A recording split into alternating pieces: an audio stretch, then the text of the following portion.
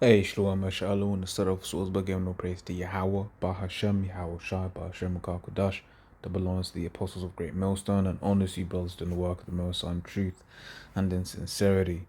Yahweh, that's the raw name of whom the world ignorantly calls God. Jehovah Yahweh, his raw name is Yahweh, right? And his son's true name is Yahweh Shai. And when we pray Yahweh, Bahashem, Yahweh Shai. Ba meaning in, Ha meaning the, Sham meaning name. Yahweh and the name of Yahweh Shai. This is a bit more information. I was just doing some research earlier on. Not feel free, but as you expect, gonna have to fill in the dots yourself. Okay, so I was basically just looking up some resources online, basically to find out what the effects of isolation are on the immune system, right? So I came across what you call it, two articles. What do you call it? So I'd basically put on the Google, and I performed the search. I basically said, get me all of the results before January 1st, 2020. Just to get things that were out there in the ether before the current pestilence. And it's just really just kind of going through this, sharing the findings, right? This isolation can affect overall health of seniors, right? By nature, humans are social species. Evolution has hardwired us to depend on our connections and interaction with others to survive and thrive. As people live longer, though, they tend to have smaller social networks due to retirement, declining health, mobility limitations, and other challenges. What happens to seniors physically and mentally when their social relationships start to diminish? Right now, that's a problem that you have in this society where the family unit is so small. You get all these old people just in their homes on their own, or in care homes on their own, being taken care of by just complete strangers, man. And that's one of the things that he has ruined, right? There is none of this sense of dare I use the word, quote, community, if you will. There is no sense of togetherness. Everyone is just one unit, whatever, what have you. And that is part of the things that he did to destroy the family unit, right? To destroy everything, to do with life. Right? You think about how it is to raise a child. That was you got the old saying about how it takes a community to raise a child. Continuing on, so a confluence of factors, physical, social, psychological, neurological, could create a depressive phenomenon known by the umbrella term late life depression. Right, so this is going into a whole load of things about like older people. Okay, it says it is different than early life depression in the sense that people don't even come out and say they're depressed. John explained, in fact, they'll say, I don't know, life is kind of blur. I'm very much tired of all these pains, all these aches, and so, but this can get missed in a primary care setting or geriatric physician office, right? I'm trying to remember why I selected this. Damn, what you look at that? It says about 10,000 baby boomers turn 65 in the US every day. By 2030, 20% of the American population will be 65 or older. Loneliness is a stealth epidemic growing in this group. This is where I was. See, I was reading all the preamble. Didn't care about the preamble. Right, health risks. It says the immune system is the first of the body's systems to be affected by normal aging. But when compounded with chronic loneliness, the psychological stress can initiate physiological changes in the body. Researchers have linked social isolation and loneliness to an increased risk of health issues, including high blood pressure, cardiovascular disease, cancer, obesity, weak immune system, anxiety, depression, cognitive decline, Alzheimer's disease, even death. Okay, which is why when you look at what is this man that does in solitary confinement, that's seen as cruel and unusual punishment. Right, you stick a man in a room, and when it comes to the prison times, they just got a slither of light stuck in a room 23 hours a day. But when you consider things that were happening in recent time, people basically stuck in a in a small confined space ultimately, right? Because you think about most people share a house with other people. So imagine you telling them they can't leave, then guess what? They're stuck in their, in their setting all by themselves, right? In that, small room, maybe being given food or whatever, or have you, and that's about it. Okay. And that's loneliness. And then you add on top of that, you telling them that they're gonna die as well. They got the world's most deadly uh ailment, if you will. Okay.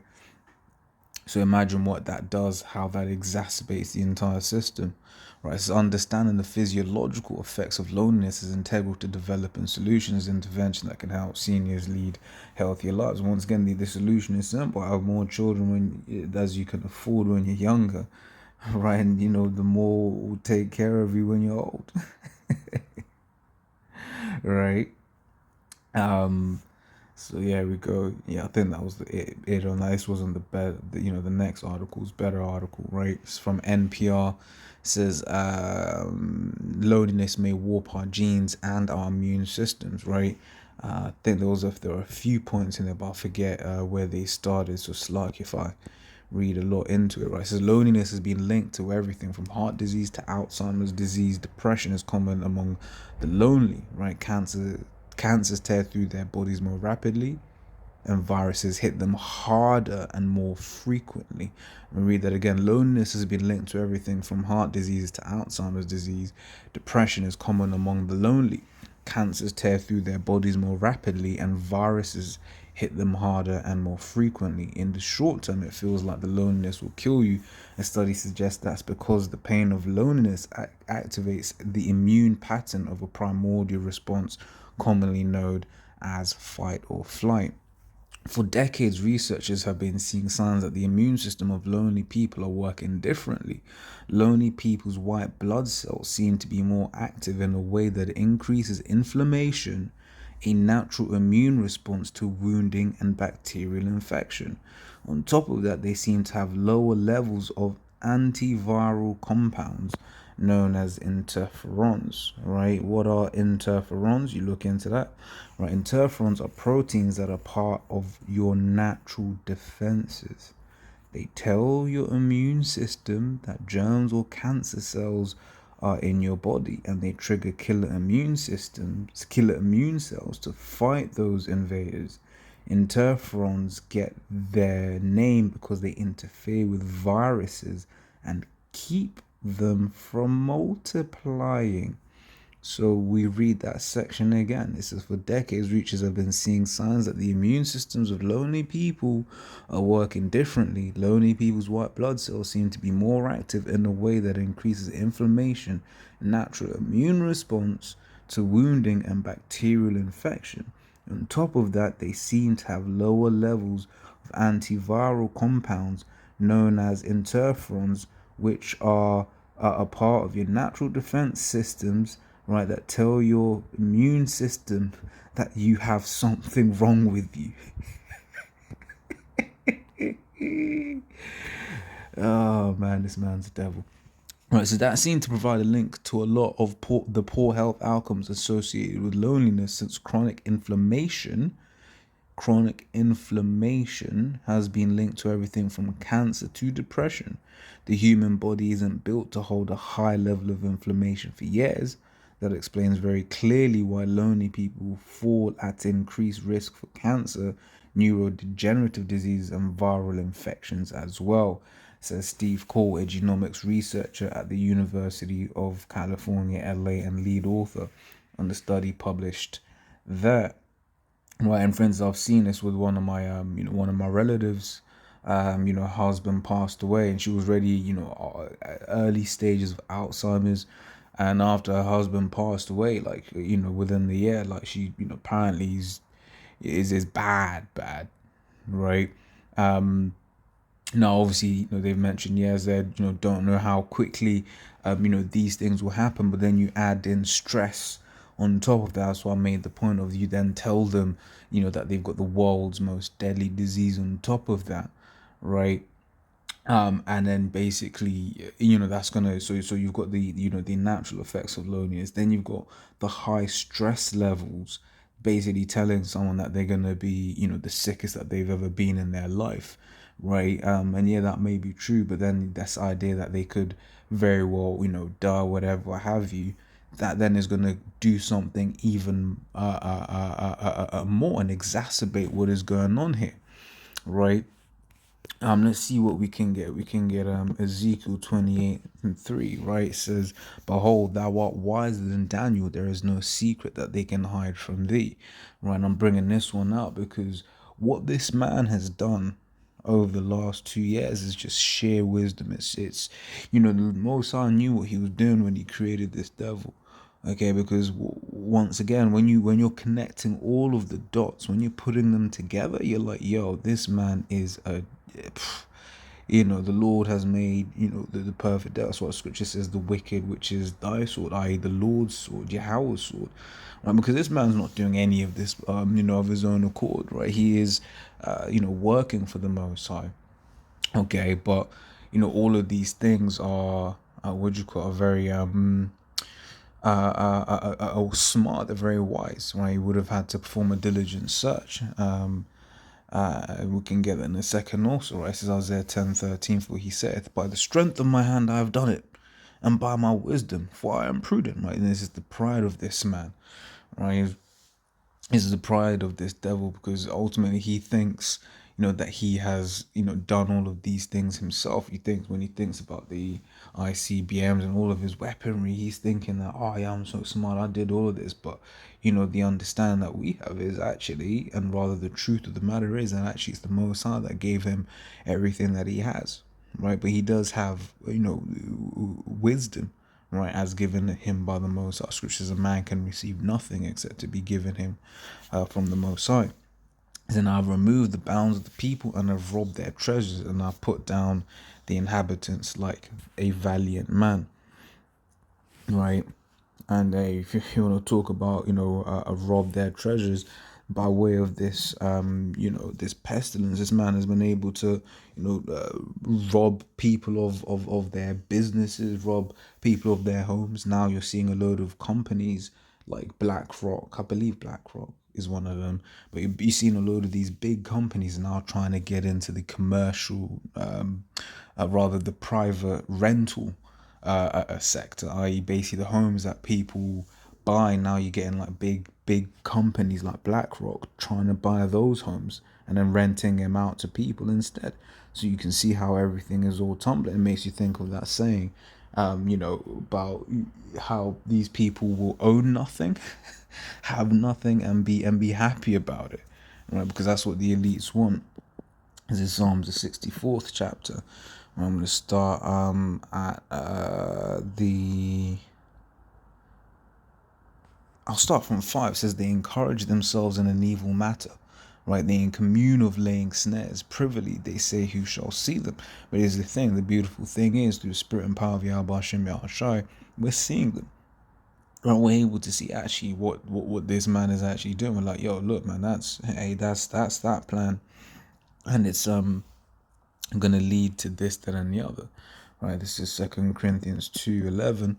Says this. It says, "Lest Satan should get an advantage of us, for we are not ignorant of his devices." Right, so once again, starting off with the apostles on down, we're able to see what this man is planning. Now, we may not be able to break it down to a T, saying, on this day it's going to lead to that particular action, which is going to lead to X, Y, Z, right? But what we are able to do is be able to be like, oh, okay, cool, this is all part of this greater plan, right? Which ultimately ends in Revelation 13:16, right? Like I said, the intricacies, we're just gonna have to wait and see what ultimately the Lord's plan is, right? Because this is the thing. Once again, this isn't Esau's plan. This is the Most High's plan, right? Because ultimately, why is this all happening? This is all happening to test and try the elect, right? And then, the people that fall by the wayside, they're just going to be destroyed, right? The elect are going to be, protected and delivered, right? Why? So then, pursuant to Ezekiel the 36th chapter, right? That the Lord's name can be, can get that shine back on it, right? So that Yahweh's name can be, can have that shine on it again, man, which the children of Israel have profaned amongst all of these heathens that were around. Okay. So yeah, so just carry on here. It says they encourage themselves in the Psalm 64:5. They encourage themselves in an evil matter. They commune of laying snares privily. They say, "Who shall see them?" They search out iniquities. They accomplish a diligent search. Right. This is one I love going into in terms of like the psychology. This man has performed a very diligent search. Right. He has his Lord's put the spirit on him to learn and understand the way of man, right? So that he can then manipulate it. Because this is the thing. When Esau learns how something works, the immediate thing he thinks about is how he can manipulate it, right? Hey, there's certain things that brothers, we learn people. It's part and parcel of the trade, right? And yeah, sometimes we use it to supplant, but for instance, if we're with our brother or whatever, we don't use that knowledge, or rather, we shouldn't be using that knowledge to be manipulating brothers. Like once again, how people are gonna react in certain situations, but yet we deal with equity, right? We deal rightly one with another, right? So we finish. That's both the inward thought of every one of them and the heart is deep. Right? So these men go in. This is the thing, right? And this is what's irksome for ultimately for both sets of elites, the elites on the left hand side and the elites on the right hand side. When we're seeing these low level people, right? Speaking things that don't matter, right? Trying to seem deep, talking, oh yeah, but if you get your thing, then blah blah blah. But the elites on both sides, like, man, how can you be so stupid, all right? Because we're thinking on deeper things. The elites on the left hand side, they're thinking of world domination. The elites on the right hand side, us, we're thinking of world domination. And the thing is, what? We know that it is gonna be gifted to us, okay? But yeah, that was just obviously you get what was the point of this article. It was of this video. It's more this article here which has the important information. This first one has some here.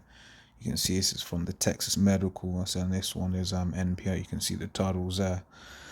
So yeah, as always, Lord's all that was edifying. Till next time we say shalom.